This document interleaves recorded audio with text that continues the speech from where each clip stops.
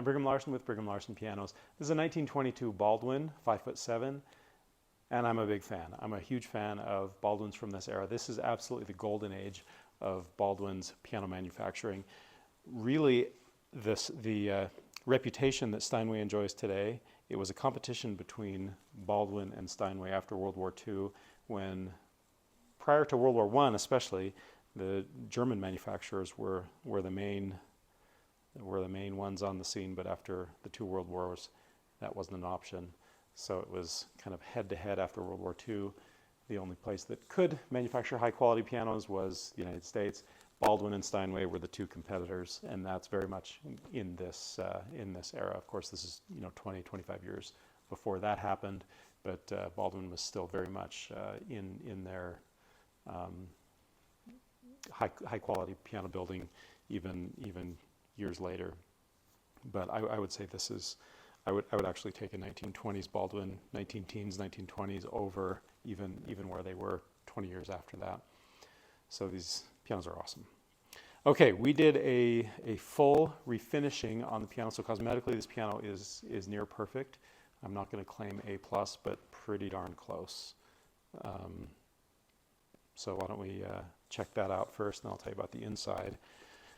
So yeah, you can see cosmetically, there shouldn't be a blemish on it. Beautiful condition. And you see the pedals down there? These are the original pedals, but they've of course been polished up. Same with these casters and the ferrules that are on the legs. Really, really pretty piano. The decal, that's a replica decal of what was there originally. When we refinished it, of course, we had to take off the old decal, and then all of the other hardware is polished up. So it's like rewinding the clock 100 years and getting it back to how it looked at the time. Then on the guts were actually in very good condition. I think in large part because it's a golden age Baldwin, but nonetheless, 100 years is a long time. We did a full refurbish on it. So it's a very thorough process where we put the piano through a checklist that is quite lengthy, quite exhaustive, and it takes us a long time. This is not a day or two turnaround. This is like several weeks turnaround. And that includes everything from, of course, cleaning. Pianos are always filthy on the inside, under the keys and in the action and under the strings and everything. So it's a very, very thorough cleaning, reshaping hammers, repinning the hammer butts, and alignment and lubricating everything from the knuckles to the wherever the other various friction points in the action, full regulation. We actually redid the keys on this piano as well. We put on new white keys, pretty commonly from this era, where the keys were originally ivory. They're just in awful condition. 100 years later, ivory is actually very brittle. And so 100 years later, it's all chipped and messed up. So we put on new keys. We also put on new sharps. You can see how beautiful those are. Also new bushings. That's what holds the keys nice and firm in their spot, so it doesn't feel wobbly and how would I describe a improperly or a 100-year-old piano that hasn't been bushed? It feels sloppy, I think is a really good way to put it. It just doesn't feel like you have control, and so we've restored that control. Same with the action. Let's have a look in here.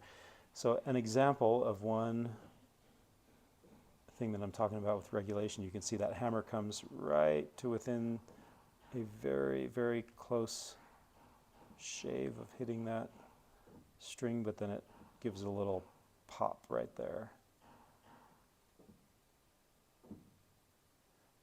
And the distance that hammer is when it does that, it's called let off, is a very specific distance. And then the distance that it drops, it's called the drop, is a very specific distance. And same with the distance you can depress the key. And when the damper is engaged, there's all sorts of different distances that a piano, after 20 years, they're usually ready for refinement in the regulation. But by 40, 50, 80, 100 years, it's definitely ready.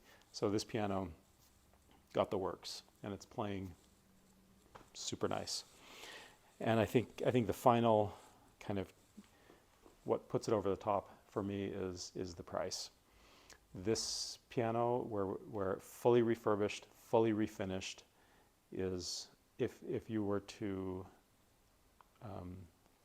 if you had a Baldwin from this era, and you were to do all of that work, it would actually cost more than this piano in its current condition. We have it really, really reasonably priced.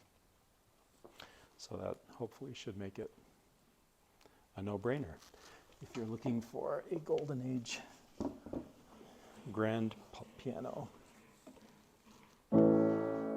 Sounds great.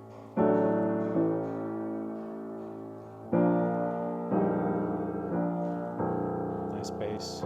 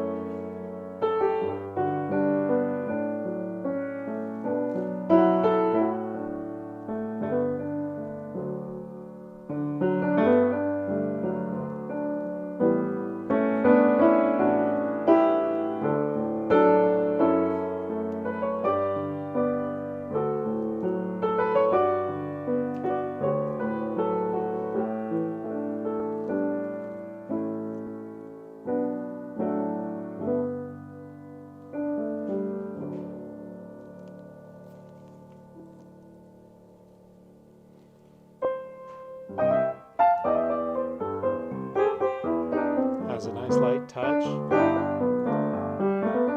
Really easy to play.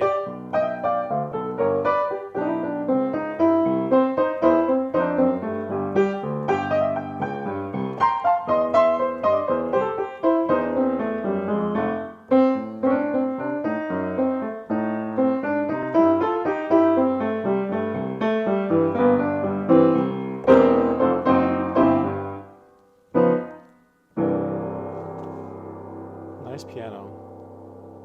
It's a fun piano to play, fun piano to look at, and it's unique. It's kind of a cool. It's just a cool like piece of history almost, as opposed to these pianos, these shiny black pianos. They have their place and they're beautiful and all of that. But this thing is like a work of art, which is one of the things that excites me, motivates me to rebuild pianos like this. It's kind of an exciting turnaround, an exciting thing to turn these pianos back put these pianos back into the world.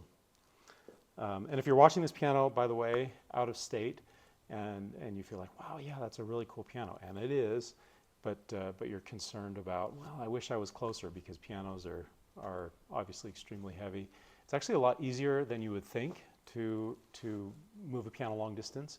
In fact, just last month alone, there's a piano moving company. We didn't do it ourselves. We hired a piano moving company. They did 14 pianos for us, and they went all over the United States, from California all the way to Massachusetts. They went to Texas and Ohio and Iowa, and about 8 other places. So it's actually like surprisingly easy, and people do it all the time. And my hope is that even with the cost of shipping, which is again surprisingly reasonable, that it would still just be a great deal to find a piano like this. So totally doable.